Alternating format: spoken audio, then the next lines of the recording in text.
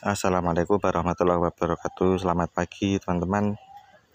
Ya, pagi ini saya di kolam di belakang rumah yang satunya ini proses pembuatan kolam batako ya. Jadi 4 bulan lalu insya Allah saya membuat kolam ini teman-teman. Ini dari terpal dan batako. Ukurannya 3,5 kali 1 atau 1 lah nggak salah. Dan hari ini saya membuat yang sebelah kanannya atau depannya situ sudah hampir jadi. Ini proses perataan dasar. Karena saya membuat terpal, untuk dasarnya ini hanya dari tanah liat atau apa itu, lumpur. Kemudian saya haluskan dengan alat itu, kayu itu. Nanti ditunggu sampai kering. Setelah kering baru saya kasih terpal. Pengalaman untuk atau pelajaran untuk yang kali ini dari yang kolam sebelumnya ini adalah pondasi untuk kolam itu sebaiknya benar-benar padat, rapat ya. Karena untuk kolam yang ini teman-teman, kalau Anda perhatikan coba, tuh agak bengkong ya. Ini itu ada bengkong, kemudian di sebelah sini itu juga kelihatan bengkong. Kalau dilihat dari atas, kelihatan mau ambruk itu kelihatannya ya. Kelihatan melayat. Itu karena apa? Karena waktu pembuatan kemarin bagian pondasi bawah sini itu hanya dikasih tanah lembut itu, kemudian ditaruh di bawahnya, terus agak dipadatkan dikit, tidak dikasih air sehingga pori-pori tidak tertutup. Kalau kena air atau kalau kena hujan, otomatis pori-pori akan menutup sehingga akan membuat rongga, sehingga itu batakonya mau ambruk itu ya. Sebenarnya ya enggak mau ambruk sih, tapi miring gitu. Maka untuk yang pembuatan yang kedua ini saya buat sedemikian rupa, meminimalisir untuk kedepannya biar tidak miring. Ini kan sudah bagus lurus, biar tidak miring bagian pondasi bawah ini teman-teman. Kemarin saya kasih air, maksudnya saya buat adonan tanah liat atau lumpur itu, kemudian saya taruh di atasnya sini. Jadi posisi tanahnya berlumpur, luket atau apa ya, luket di bahasa Indonesia saya tidak tahu. Sehingga nanti ketika kering itu pori-pori tertutup, kecenderungan untuk miringnya karena kan pori-porinya sudah tutup sehingga kan padat, sehingga nanti kecenderungan miringnya itu lebih sedikit.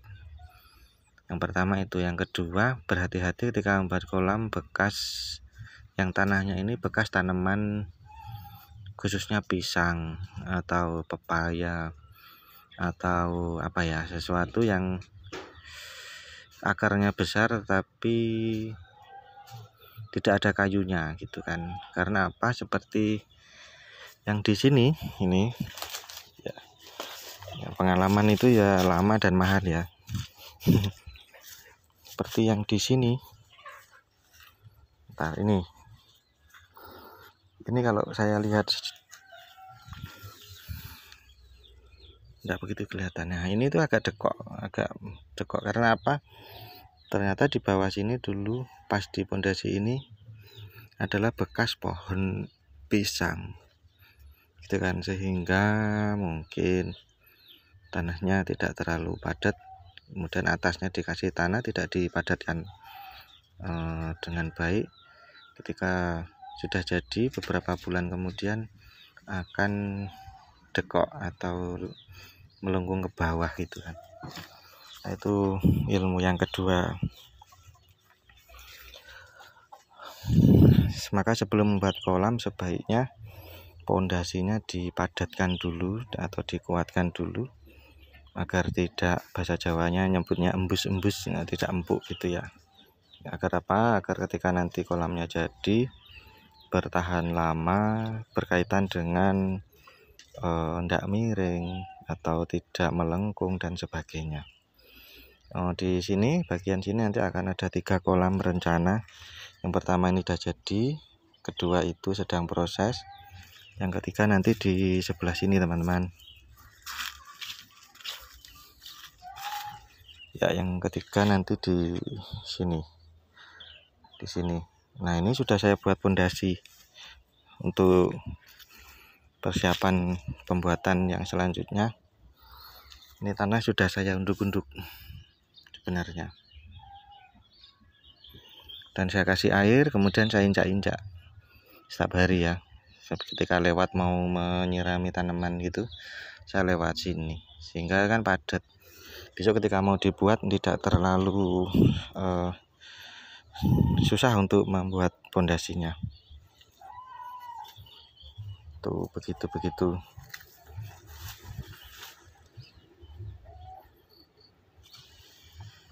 Ya, ini kolamnya. Kemudian untuk di tengahnya atau di bagian lantai dalam, kalau yang dulu ini itu hanya tanah biasa diratakan. Kalau yang akan dibuat ini, yang sedang dibuat ini, tanah dikasih air, kemudian biar agak berlumpur-lumpur gitu ya, kemudian diratakan menggunakan alat ini. Setelah itu nanti kita biarkan 1 atau 2 hari biar dia kering. Kalau udah kering kan dia rata, plus pori-pori juga tertutup lebih maksimal daripada yang tidak ditutup, tidak dikasih air sebelumnya. Maka dari itu ini tipsnya ya, yaitu pakailah air untuk memadatkan atau menutup pori-pori. Karena kalau sudah jadi ya seperti ini, nanti kita susah. Ini kayak gini, mau saya luruskan lagi itu ternyata susah. Maksudnya apa? Ini harus saya hilangkan airnya. Itu pun nanti kalau diagakkan begini membutuhkan tenaga ekstra juga. Jadi kan mindonga ini atau kerja 2 kali ya. Makanya ketika pembuatan ya langsung dibuat secara maksimal saja. Saya juga masih belum tahu besok 3 bulan lagi ini miring apa enggak. Kita lihat ya, coba perkembangannya kalau udah jadi.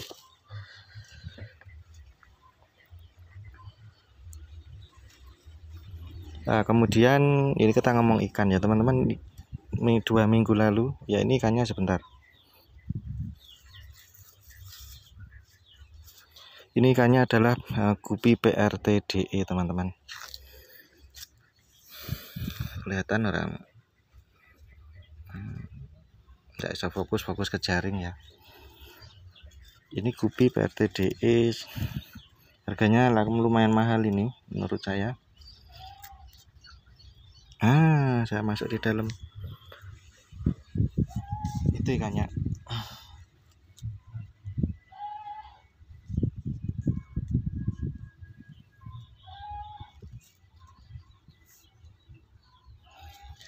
Tapi sayangnya ikannya tinggal sedikit karena bulan Juli tanggal 13-an sampai ke atas kemarin ya. 10, 11, 12, 13, 14 itu di daerah saya hujan. Ini bulan Juli tahun 2023 ini.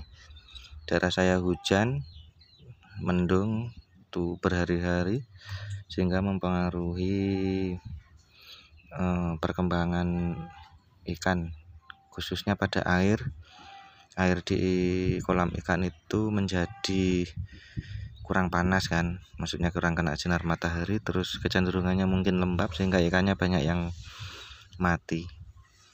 Saya punya indukan di sini yang betina itu kira-kira sekitar 150-an ya, arah-arah segitulah. Nah, tak hitung saiki tinggal mungkin 50-an. Kemudian jantannya kemarin insya Allah sekitar 50-an. Sekarang tinggal 1 til teman-teman. Nanti wis urip apa wis mati? Tak cari nih. Kalau tidak ada berarti udah mati. Mana tidak ada pejantannya ini. Ya kelihatannya ini jantannya ndak ada, ini jantannya mati ini. Tidak nemu.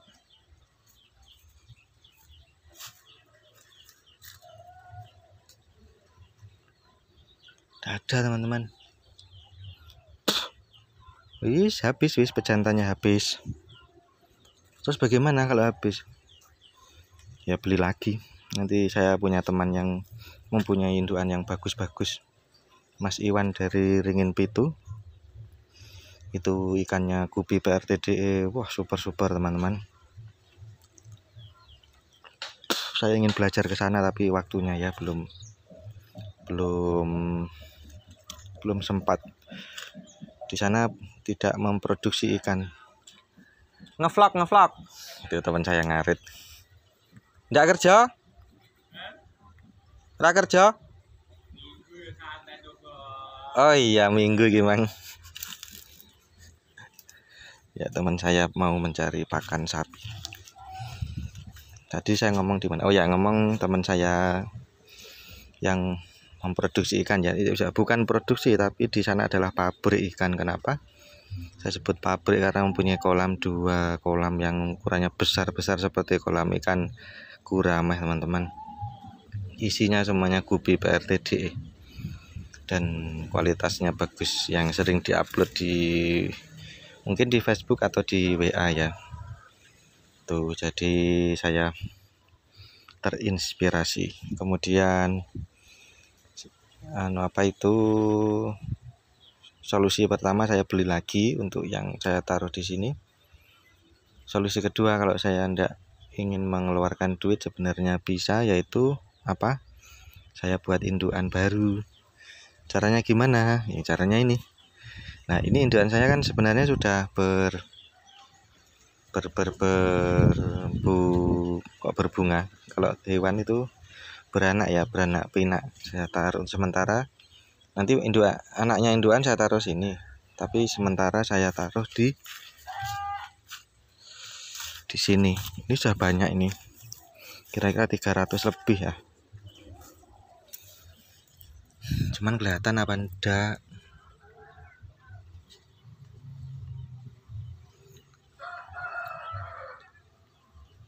Nah, ini anakan dari tak fokuskan angel ya. Sini. Jadi ini anak dari gupi PRTDE. Banyak ya sudah. Ya. Cuman waktunya yang agak lama. Memang untuk memelihara ikan hias, khususnya kalau saya ini gupi ya teman-teman, itu butuh waktu ya minimal 6 bulan atau 9 bulan minimal atau maksimal itu ya. Kalau 3 bulan aja belum kelihatan, nanti kalau mau panen ada sirkulasi ya kira-kira setahunan, itu nanti baru bisa dinikmati hasilnya. Tapi kalau masih 6 bulan ke bawah jangan berharap dulu. Fokusnya ya membesarkan anaknya, kemudian biar beranak pinak, lalu kita bisa mencari pasar atau dipasarkan atau dijual. Begitu seperti Pak Iwan atau Mas Iman dari Ringin Pitu Tulungagung, Jawa Timur. Saya amati itu kan mungkin sudah berjalan hampir 1 tahun lebih ini ya, kelihatannya loh ya.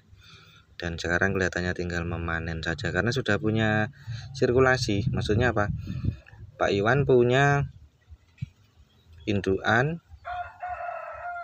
bukan indukan, Pak Iwan punya anak gitu aja, punya anakan ikan yang gupi khususnya ya.